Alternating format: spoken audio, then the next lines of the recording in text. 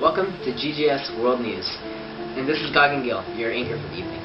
And this is your co-anchor for the evening. Our headlines. We take you as we unravel the UN Millennium Development Goals. We then take you to find the latest trends in NYC. After that, we will discuss the reasons why Japan has claimed they will start whale hunting again. Today we will be looking at one of the UN's many development goals. Many people may not know that not all people live lives as luxurious as Americans, and some live worse than us. First off, let's talk to you about what poverty and hunger actually are. For that, we take you to Dr. Park. Hello, Dr. Park. Hello. So, what field do you specialize in, and how does this relate to the topic of world poverty and hunger? Well, Mr. Gill, I specialize in research for countries that are heavily influenced by poverty and hunger. Then let me ask you this. What is world poverty and hunger? Well, you see, Mr. Gill, both poverty and hunger are based on what is either healthy for a body or what achieves a certain standard of living. To be in poverty, one must have a lower level of income than what is minimum required to obtain a certain standard of living. There is a boundary that divides the poor from the wealthy. This boundary is set by the World Bank and is called the International Poverty Line. Hunger is the inability to eat enough nutritional food in order to meet a basic nutritional value what is healthy for a body. Across the world, there have been many places affected by hunger and poverty. But where has it been the worst? Typically, both poverty and hunger is frequent developing regions of Africa, Asia, South America. It is also predominant in the poorest countries such as Democratic Republic of Congo, Niger, Burundi, Zimbabwe, Liberia. What are the local effects of poverty? Poverty has caused turmoil in developing countries, causing development to halt in the region and crime rates to increase. This slow development has also led to life expectancy to remain low, gender discrimination becoming more frequent, and has also increased the number of malnourished people. And how has this impacted other countries? Well, Mr. Gill, this has influenced many countries such as US, Japan, or Britain to start charity organizations such as UNICEF to try and help these poor and malnourished people. Thank you for your time, Dr. Park. Thank you for having me.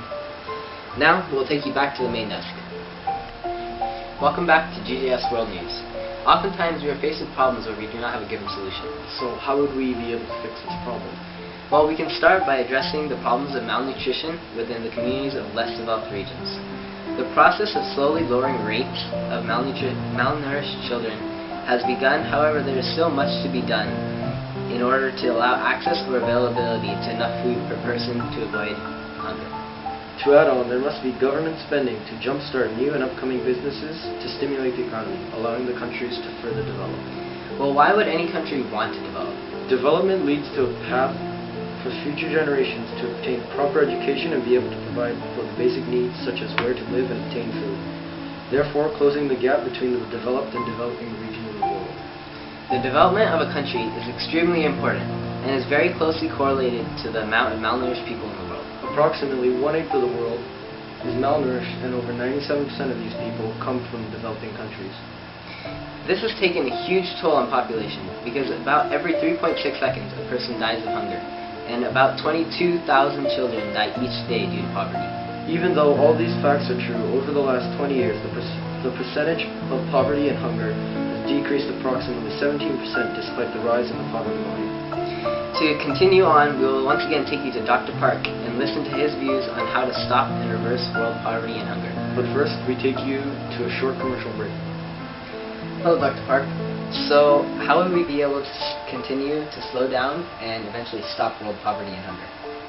Well, first of all, we have to raise public awareness at the international scale about poverty and hunger. Secondly, we must ensure that all countries that are in effect of this dilemma are free from debt. And finally, we'll be able to stimulate the country's own economy as well as the global economy. So, can you go into more detail on how to raise public awareness to the global scale? Well, you see, the easiest way to raise awareness at the international scale is through the support of large supranational organizations, such as what the UN is doing. Also, if major world countries such as the US promote these development goals, then other countries will also become influenced to make an effect to stop these worldwide problems. Dr. Park, can you further explain how to eradicate national debt and how this would help slow down the effects of hunger and poverty? Well, recently, developing countries are becoming debt because of economic globalization and independency of export and import economic activities. To solve this, multilateral debts must be eradicated, but private debts should not be affected to prevent the collapse of these banks. Developing countries have $2.5 trillion in debt and deprives the country with essential services such as healthcare and education, which causes many deaths. To conclude, how would we be able to encourage countries to stimulate their economy as well as the international economy? We would first have to get the crimes of disease to become more manageable. This way, the people of that country can have a better education and not have to worry about the safety of their children while they're at school. Educated would then create more business opportunities for the country, and the jobs the educated would make would become more skilled. This need for more skill would then cause later generations to get a higher education in order to receive these jobs. So the best way to stimulate the economy would be to provide education for the poor countries. Once again, thank you, Dr. Park. We will conclude our segment after a short break. Hello, and we are back with GJS World News. Now we know that malnutrition and poverty are great problems. However, can these problems be solved? Well, you see, it isn't a matter of can and cannot anymore. It is a must to fix these problems. Another reason why this cannot be ignored is that poverty has become one of the major causes for many of the other UN Millennium Development issues. So improving poverty means stepping closer to solving the rest of these goals. Poverty is also the primary reason why countries aren't able to develop. Therefore, limiting paths of education, healthcare, and high-level jobs, which would help improve the conditions of these countries' people, and in turn raise the average income as well as reduce child mortality rates. We hope you all see the critical importance of solving this issue and hope that you as a person can help somehow in this cause, whether it be donating to charity or going out yourself to help those that are in need. We also need your help to spread the issue to the people you know in an attempt to further raise the awareness of this Millennium Development Goal. Once again, we thank you for tuning in to this broadcast of the UN Millennium Development Goal, Poverty and Hunger. Thank you and good night.